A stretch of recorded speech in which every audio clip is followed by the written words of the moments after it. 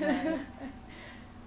But yeah, I am a pretty organized person. I think that I'm just gonna really have to step it up, and like, don't procrastinate in areas, and don't let this for last minute. I'm going to have to just do everything once it comes up and just get it done. Right. It's gonna be crazy. Yeah. I'm sure you'll figure out a plan on how to handle everything. Yeah. It'll be difficult at first, I'm but gonna have to. Yeah, and it's you and the other case manager is a woman, I assume. Okay. Yeah. So I guess you guys have to help each other a little bit. Oh yeah, we're definitely gonna have to. She's very busy too. I don't even know how it's gonna work. Right. Yeah. Yeah. Well, we'll see what happens. Yeah. I'll let you know what my plan of organization is. You have to do something like every client gets like 10 minutes, or yeah. Like, if you're not in an emergency, imminent danger to yourself. Bye. Right. Or anybody else. Right. Well, I want to go talk about a little bit about the treatment plan. Okay. We went over. You read the treatment plan. So, what is your feedback about that? What do you think about it? I think that everything was pretty good. It was pretty much on target. One of the things that I read that made me laugh a little bit, but only because it's true, I don't ever really verbalize it, is explore expectations, realistic versus unrealistic expectations, and like fear of failure.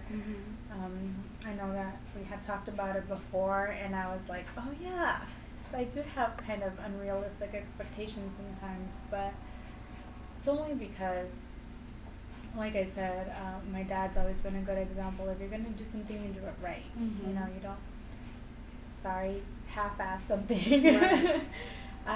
So I have that standard, and then everybody in my family has always like looked up to me. Everything I do is, right or good. Right. So it's, yeah, I think that was right on target, something to explore. Yeah, well, I mean, it's nothing wrong with people looking up to you. Right. It's just how much weight you're willing to carry. Yeah. Or I allow myself to carry. Yeah. So have you thought about that at all? The unrealistic expectations? I've given it some thought as to like, okay, maybe I could have more realistic expectations, or not be too hard on myself, but have I actually like acted on anything? No. Okay. And realistic expectations doesn't mean that you lower your standard. Right. It just means that you can let yourself off the hook if, it doesn't go as planned. Yeah. Things happen, life happens, and everything is not going to be perfect, because none of us are perfect. Right. But when you know that you've done your best, then that needs to be okay. Yeah. I have to accept that I've at least tried to do my best, that I've tried to do something. Yeah, no, I agree. Thanks for explaining that. Yeah, it's because sometimes I think, I know that it can be, what's the word, kind of misunderstood when you say realistic. Realistic doesn't mean easy. Right. Or, less than or anything like that. You're just kind of looking at things as how they are. Yeah, I think that sometimes when we do think that realistic means those things, is because people say it usually with a tone of voice, that gives it a different connotation, and they're like, come on, be realistic. Right. Which makes it seem like, okay, that means lower your standards, but you're right, it doesn't mean that. Right. So, I know we talked about, you had brought up, in I think maybe 2 sessions ago, about, what if I don't want to go back to Yuma? What if I want to go to Chicago? And that was the state that you brought up. I just threw something out there. Is that an option for you? Going. Leaving Arizona. Absolutely. Okay. Yeah. Yeah. I think now more than ever, I met someone lately, Oh, recently, okay. and I think things are going really well. And I mean, if he were to move and things work out, I would probably move. So I think that now more than ever, that is very realistic. Oh, and there's that smile that, and I had a great week connected to that. Yeah, in some aspects. Mm-hmm. Yeah. Yeah. And how does he measure up to the Maria standard? He measures it very well. Good. Good. Yeah, he's very nice. Intelligent man. Good. Yeah, so that's good when you have a new budding relationship, and that's always exciting. Yeah, it is. Mm-hmm. So, yes, I think I would move, and it is exciting. Have I told my mother that I think I would move? No. Yeah. I think she would be hurt, but I guess maybe I should introduce the idea sooner rather than later, right? I think that's a good idea. Yeah. But I mean, since this is fairly new, right. I mean, it's not like a week new, but right. I don't want to like tell her this right off the bat, because then I don't want her to be like, well, you just met him and you're changing your life around. I don't want her to go into that. Okay.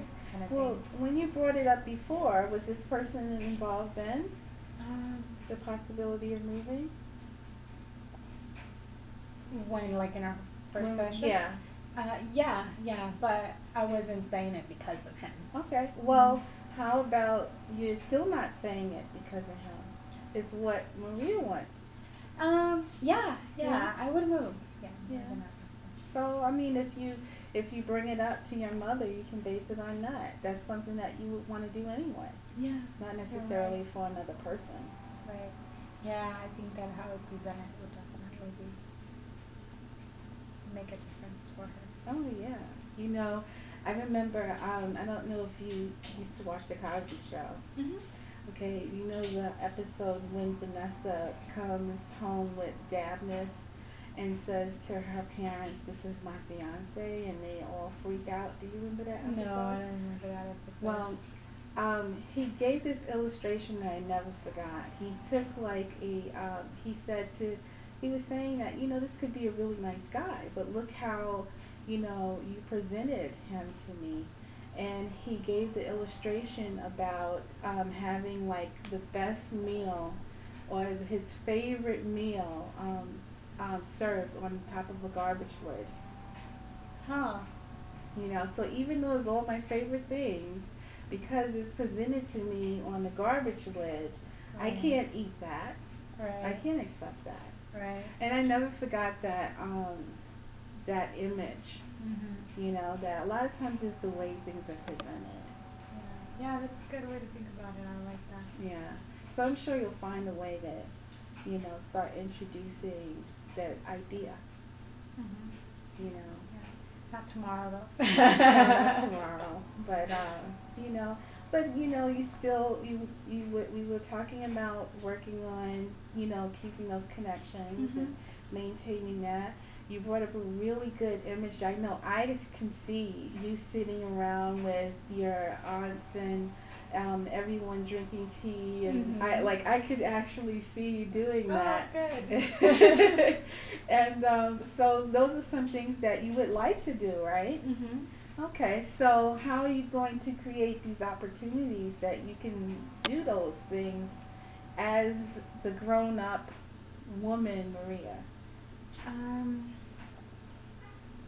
Well, I think maybe I need to start participating more in coffee/card playing time at home. I drink the coffee, but I sit apart from everybody else because I don't like to play cards. But everybody, cousins, aunts, uncles, love to play poker, and I just never been into it. And they always make fun of me because they say I'm the bitter one of the family.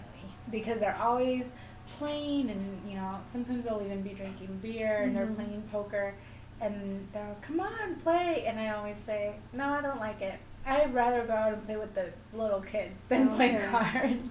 Do you know how to play? No, but I never really wanted to learn. Okay. It's so boring to me to sit around. I mean, my family goes from like 7 p.m. to like 2 a.m. Okay. And I'm just like, there's no fun in really sitting around for those many hours. And to them, it's a great time. Right. Maybe I could learn and participate for a couple hours and you can. something like that. You can learn and then go and try to beat them. Yeah, then they would not be happy. I'd be like, great.